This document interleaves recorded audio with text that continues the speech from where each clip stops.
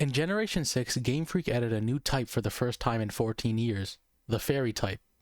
Similarly to the last introduced types, the Fairy type was introduced to better balance the game. This time, it was Dragon types that were deemed broken and in need of nerfs. But how true was that? Was the Dragon type truly broken?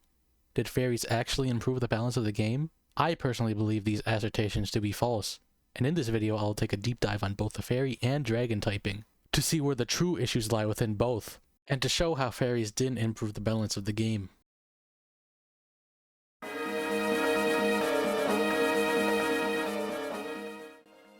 To understand the Fairy type, we must first understand the Dragon type and its history to know the problem that it was made to solve. The Dragon type was introduced in Generation 1 and served as a sort of boss type, only having one evolutionary line used just by Lance, the final member of the Elite Four. The Dragonite line was blessed with the second highest base stat total in the game, tied with Mew and only behind Mewtwo, with well-rounded stats allowing it to use immensely powerful physical hyper beams, as well as strong coverage moves like Ice Beam and Thunderbolt. The Dragon type served as a wall for the player to overcome late in the game. This boss type resisted all the starter types in Electric while demanding the player to use either their own Dragon or the elusive Ice type to neutralize it, though in Generation 1 the only Dragon move was Dragon Rage, so you were basically stuck with just using an Ice type. In single player, Dragonite was immensely powerful, like many Pokemon, but the only Dragon of the generation was far from broken. In Smogon Generation 1, it is tiered UU, held back by a mediocre typing, likely due to its 4x Ice weakness and inconsistency issues. In the official Nintendo Cup, it is tiered C rank, so while not a bad Pokemon, it is far from among the strongest in the generation, its Dragon typing partially contributing to its mediocrity. A far call from being broken. In Generation 2, Dragonite was joined by Kingdra, a new evolution to Seadra with the Water Dragon typing and well-rounded stats. Despite this new addition, both dragons sat at UUBL. Dragonite, though it still had many of its strengths from before in its high base stats and large move pool, it still lacked any reliable stab, which limited its offensive prowess. It lost to many tier threats such as Zapdos and Raikou, which outsped and hit Dragonite with in-power Ice, though it still had some role because of its strengths. The new dragon, Kingdra, did not have such an exploitable typing, but it faced fierce competition from the other water types, such as Suicune, Starmie, and Vaporeon. Kingdra's dragon typing gave it the unique trait in that it was not weak to grass and electric moves, meaning it could survive where others couldn't, so it wasn't a bad Pokemon by any means. It could do what Dragonite couldn't and make use of stab moves to great effect, allowing it to trade hits with many opponents. Though both dragons weren't bad, they were far from format warping, and neither dragon was able to make it to OU proper. In Generation 3, Dragonite was once again UUBL, despite gaining the fantastic move Dragon Dance, a move that boosts the user's attack and speed by one stage.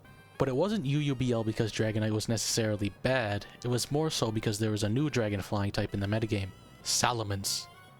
Salamence was stronger and faster than Dragonite, and though it appears to be less bulky, functionally its physical defense is far higher due to its Intimidate ability, reducing the opponent's attack stat by one stage when it switches in, and Salamence also had access to Dragon Dance. Salamence was an utterly terrifying choice band Dragon Dance or even mixed attacking Pokemon, and it was truly great in the tier. Though some would disagree with that. Salamence wasn't the only new dragon though. Flygon was also a decent Pokemon in the OU tier, with its unique defensive typing and levitate ability making it immune to spikes. Flygon was the best counter to Dragon Dance Tyranitar, and it also checked other Pokemon like Zapdos and Aerodactyl. Another first for the typing were the new legendaries Generation 3 brought, the three Uber Dragons, Latios, Latias, and Rayquaza. Latios and Latias were phenomenal in Ubers. Their Psychic Dragon typing and Levitate ability made them some of the only Pokemon that could reliably check the Titans that were Groudon and Kyogre, while avoiding Spikes damage at the same time. They were also blessed with a unique item, Soul Dew, which gave them a 50% boost to their special attack and special defense stats. Rayquaza was effectively a big Salamence, so you can imagine how strong it was. The other two dragons, Kingdra and Altaria, weren't as impressive. Kingdra was still holding on to UUBL, and Altaria had a decent niche in UU. In Generation 3, for the first time, we had finally gotten a glimpse as to what strong dragons could look like. Though, to note, the non-legendary dragons were not exactly unhealthily broken, as good as they were.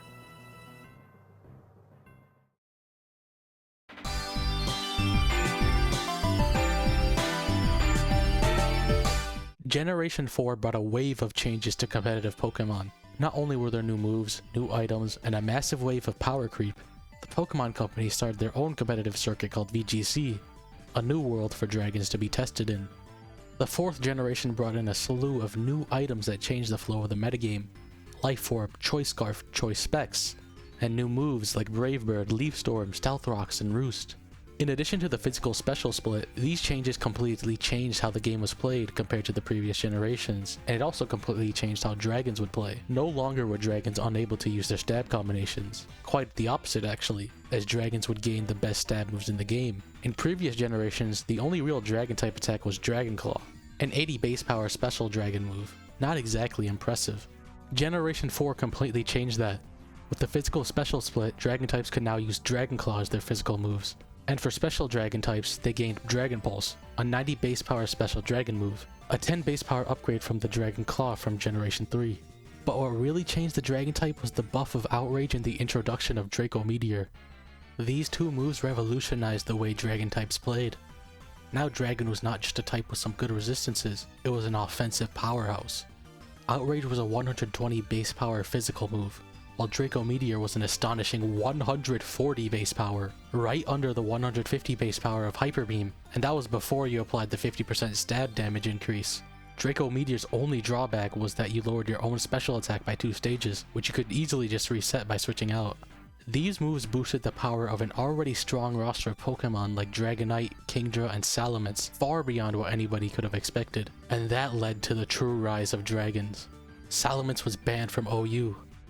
Draco Meteor and Outrage give Salamence the ability to run 2 different ways of tearing through the opponent's team, and sometimes they would overlap. You could use Salamence's Dragon Dance to boost it up and then go for Outrage, or you could just immediately drop Dracos, tearing through anything that wanted to wall the physical set. And, if you so chose, you could run both, targeting both sides of the defense spectrum. But if it was just dragon moves, couldn't you just go into a steel type? Heatran and Bronzong were around, you could just switch into them. But this is where the more underappreciated parts of the dragon's toolkit came into play.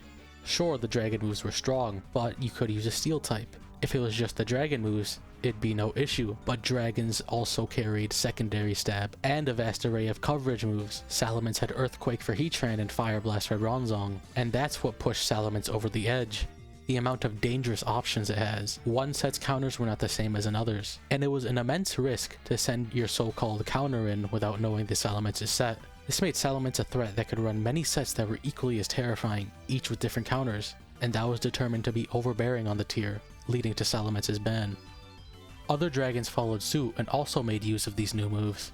Dragonite and Kingdra finally rose to OU proper with the new moves they got and became massively threatening in the tier. The new pseudo, Garchomp, was a dragon ground type with the ability Sandveil and most notably a 102 base speed stat, which gave it an advantage over base 100 Pokemon like Zapdos and Salamence. And as you can imagine, Garchomp was also broken. That 2 base speed point advantage gave it a massive boost in viability, and it had stab on its ground moves, which made it hit steel types that wanted to switch into dragon moves even harder, so the normal counters to dragons were failing, and it had all the same options Salamence did, though to a lesser degree. And because of that, combined with Sandveil giving it a random chance to dodge moves, it also got banned.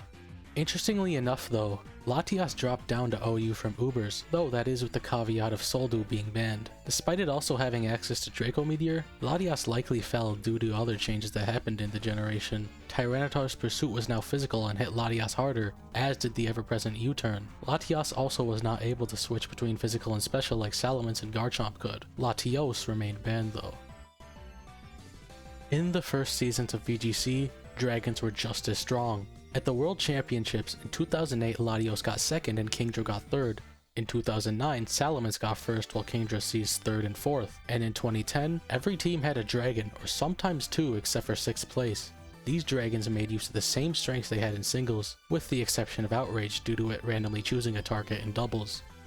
In short, the new tools the dragon types gained in Generation 4 pushed them further beyond anything they had ever had before, which in tandem with their coverage moves made them extremely powerful. They started to become overbearing on the game, leading to the bans of Garchomp and Salamence, and in the new VGC format, they were similarly excellent. These changes would define the future of dragons. Generation 5 would usher in another wave of power creep, including new dragons. Though Hydreigon and Kyurem Black were good, the power creep of the 5th generation's most significant impact for the type would be the return of Garchomp and the OU debut of Latios.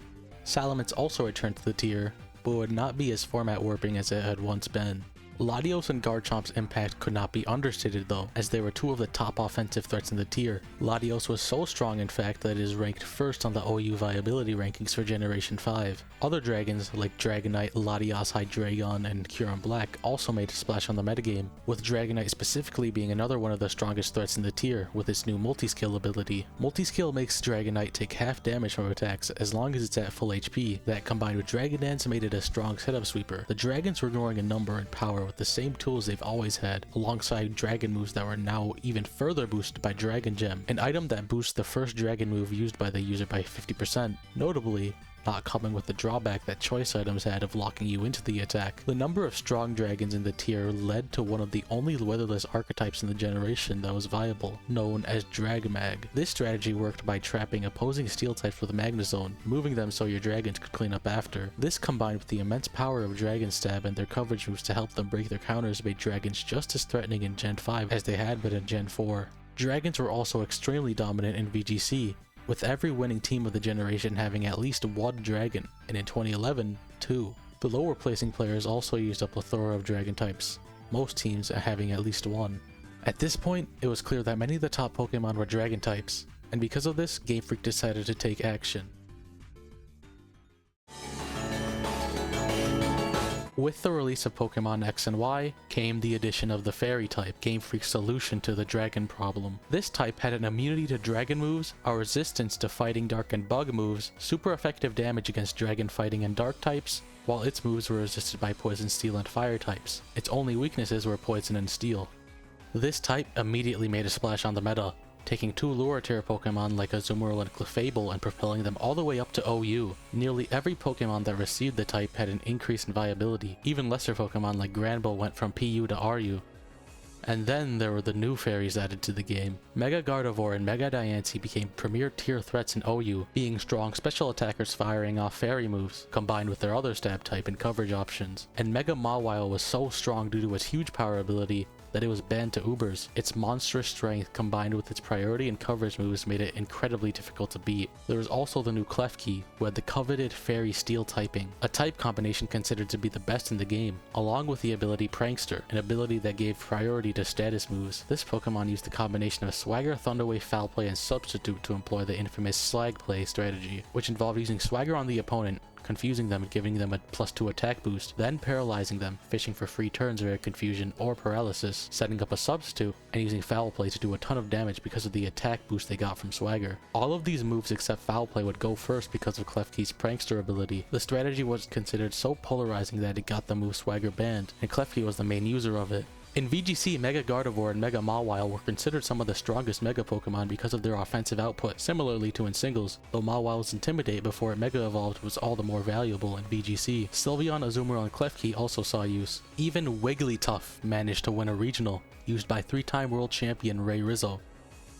During restricted formats, Xerneas was also dominant, as it had the move Geomancy, a move that gave it 2 boosts in special defense, special attack, and speed, but it took 2 turns to set up. But with Power Herb it only took 1 turn, so it used Geomancy and then sweep the opponent with Dazzling Gleam, making it a fast, strong threat that could snowball very easily. Of course there were bad fairies, but what type didn't have its bad Pokemon? The way fairies completely flipped the viability of certain Pokemon, combined with how generally good the type was on paper and in practice, started to make many players believe that this was the new strongest typing in the game. It had great matchups into some of the best Pokemon, and its weaknesses were some of the weakest offensive types in the game. But fairies were just getting started.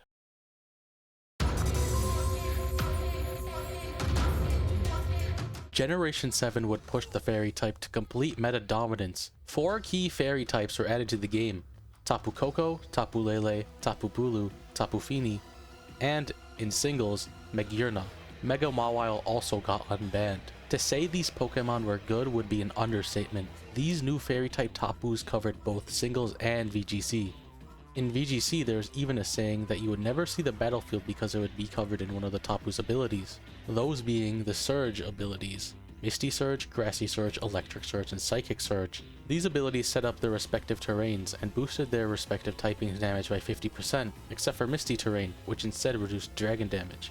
These terrains also had another effect. Misty Terrain blocked status, Psychic Terrain blocked priority, Grassy Terrain healed Pokemon for leftovers recovery, and halved earthquake damage, and Electric Surge prevented Pokemon from falling asleep. These terrain effects not only boosted the toppers themselves, but provided support for the rest of your team. This, combined with their great legendary stats, made them extremely popular in both metagames. I mean, why wouldn't you pick them? They had great stats, great typing, and gave your team support as a bonus. In singles, Magearna was also meta-defining, as it had that Steel Fairy typing that made a Pokemon like Klefki good, but it was on a Pokemon with mythical Pokemon stats. And the Soul Heart ability, which boosted Magearna's special attack every time a Pokemon fainted. It also had an insane move pool that was topped off by Flare Cannon, a Fairy type counterpart to Draco Meteor. Magearna was utterly broken. With these new Pokemon, it was undeniable that Fairy type was the best, but it is there that lies the issue.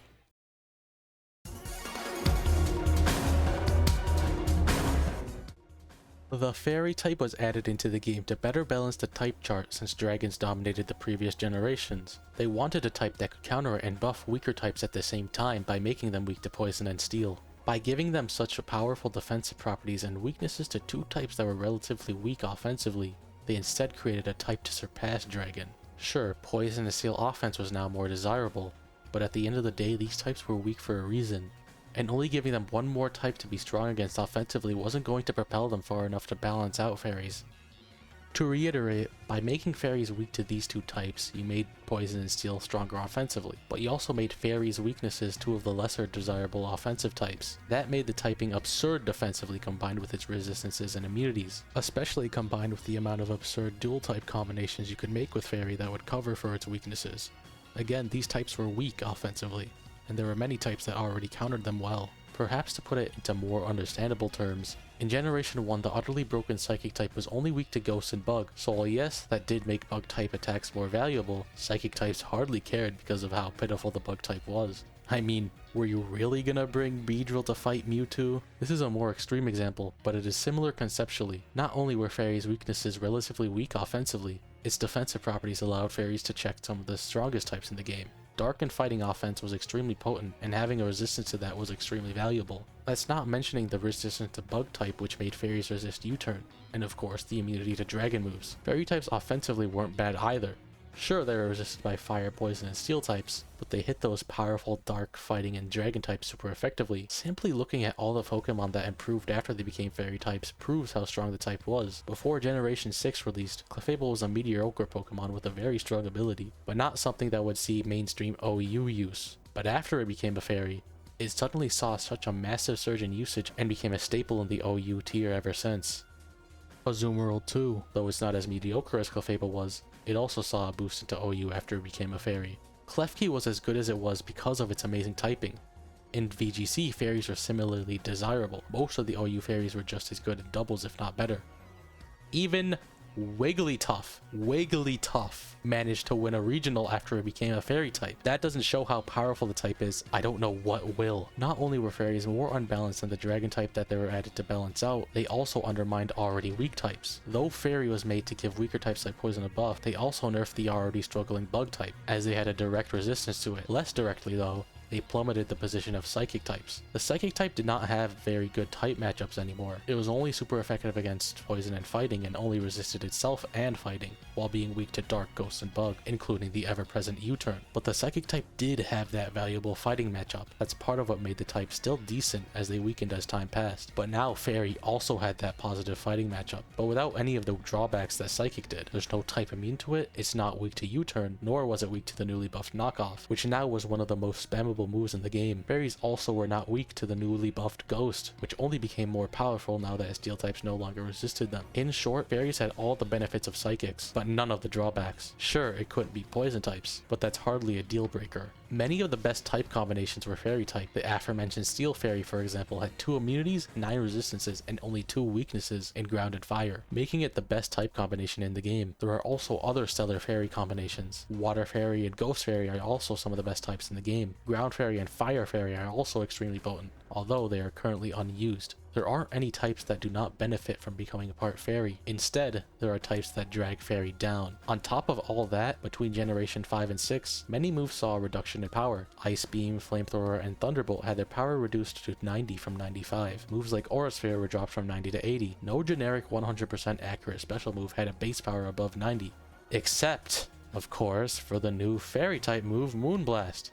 which not only was 95 base power, but it had a 30% chance to drop the opponent's special attack, which made it function, in a way, similarly to Scald, in the sense that it could suddenly just drop your opponent's damage output, though to a much more limited degree. This move was far stronger than any of its contemporaries, and only aided the fairy type in its dominance. I also must remind you of how dominant the Tapus and Megiorna were in their respective metagames. When they were added in Gen 7, in VGC almost every team had one of the Tapus, and the vast majority of OU teams also had a Tapu, or Megiorna. When fairy types were given Pokemon that were already strong without needing to Mega Evolve, they utterly dominated the scene, and this isn't even going into Gen 8 and Gen 9, where Zacian would become one of the most broken Pokemon ever created, in part due to its amazing typing. And in Gen 9, Fluttermane is one of the most dominant threats in VGC, with singles having Iron Valiant be its fairy threat after Fluttermane was banned. Every generation has had a fairy leading the metagame. Okay, fine, sure, fairies are now the best type in the game, but at least they killed the dominance of the dragon type.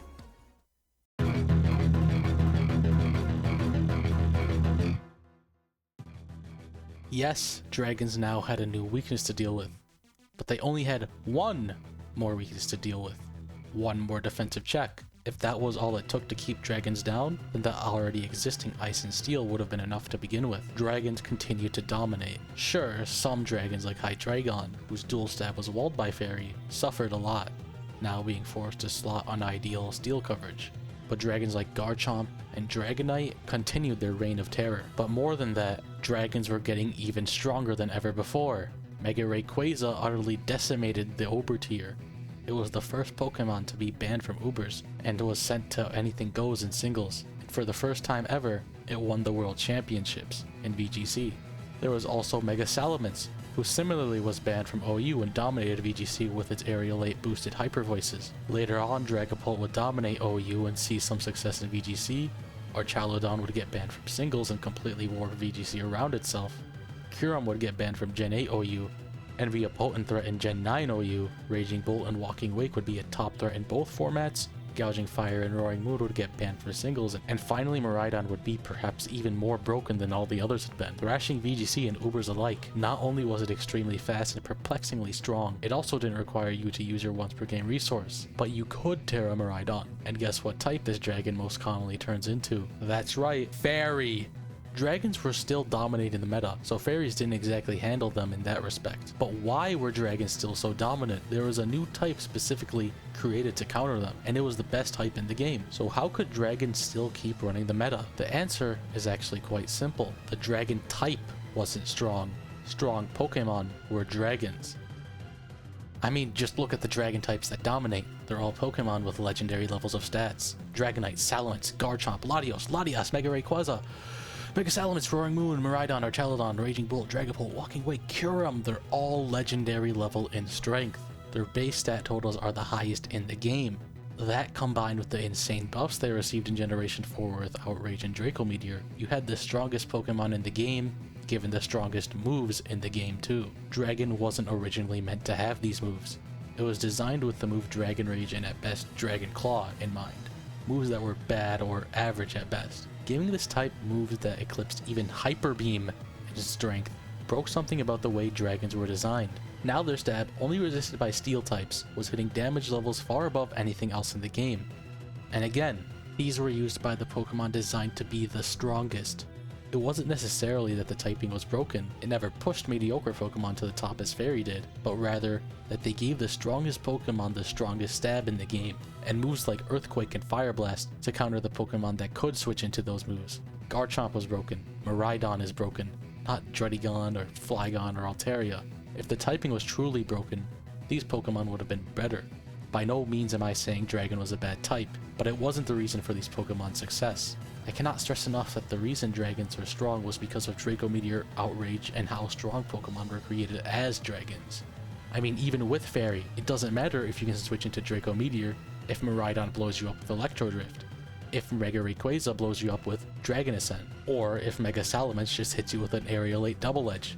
When you give a Pokemon 135 speed, 135 special attack, and a 30% boost for free with 2 moves at 130 base power, it hardly matters what type the Pokemon is going to be. It's going to be broken, and Miraidon proved that in a world full of fairies. When Gouging Fire uses a Photosynthesis boosted Raging Fury to break through Dondozo, it's not strong because it's a dragon. but rather it's given the strongest moves in the game, with boosts on top of that. When Dragonite takes half damage because of its multi-scale and sweeps your team after setting up, it's not doing that because it's a Dragon type. In fact, Dragonite hardly uses Dragon type moves. Mega Rayquaza was able to Mega Evolve without being forced a Mega Stone as its item, allowing it to hold anything it wanted in addition to having a 780 base stat total. Do I need to explain why that was broken? Mega Salamence could use spread damage Hyper Voices that were boosted by Aerialate, and then even further boosted by Stab. Again, none of these Pokemon are broken because they are Dragon type. They are broken because they were designed to be. To better illustrate my point, let's take the Bug, Rock, and Ice type. These types are below average, but they all have Pokemon like Volcarona, Tyranitar, and Chien-Pao that have all been metagame threats. Just because these types are good, it doesn't suddenly make these types broken or anything, because these Pokemon were designed to be good, with abilities and stats that reflect that. The Dragon type simply has so many pseudo-legendaries, and legendaries in general, that are also designed to be strong. A better way to have nerfed dragons would to have been to shred the strength of Outrage and Draco Meteor. While Outrage did get heavily restricted by fairy types, Draco was still just as free as it had been. Regardless though, nothing Gamefreak could have done would have restrained dragons if they were just going to make utterly insane Pokemon like Mega Rayquaza, Mega Salamence, and Miraidon anyway.